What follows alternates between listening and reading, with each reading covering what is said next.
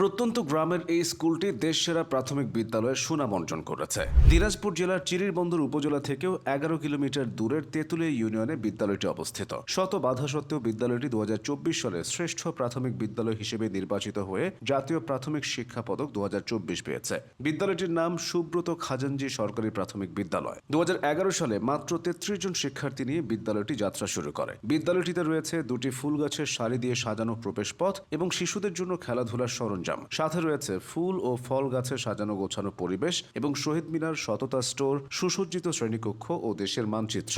এই বিদ্যালয়ের শিশু শিক্ষার্থীদের সাংস্কৃতিক চর্চা ও মনের সুকুমার বৃত্তি বাড়ানোর জন্য রয়েছে গান শেখানো ও ছবি আঁকা শেখানোর ব্যবস্থা। দক্ষতার সাথে বিদ্যালয়টি পরিচালনার মাধ্যমে স্বল্প সময়ের মধ্যে রেজাল্টের দিক থেকে অভাবনীয় সাফল্য অর্জন করে। 2023 সালের মধ্যে বিদ্যালয়টির শিক্ষার্থীর সংখ্যা বেড়ে গিয়ে দাঁড়ায় প্রায় 300 জনে। এখানে শিক্ষকরা ক্লাসের পাঠ ক্লাসেই সম্পূর্ণ করে থাকেন। বিদ্যালয়টির শিক্ষক ও অভিভাবকদের যৌথ প্রচেষ্টার ফলেই এই সাফল্য এসেছে।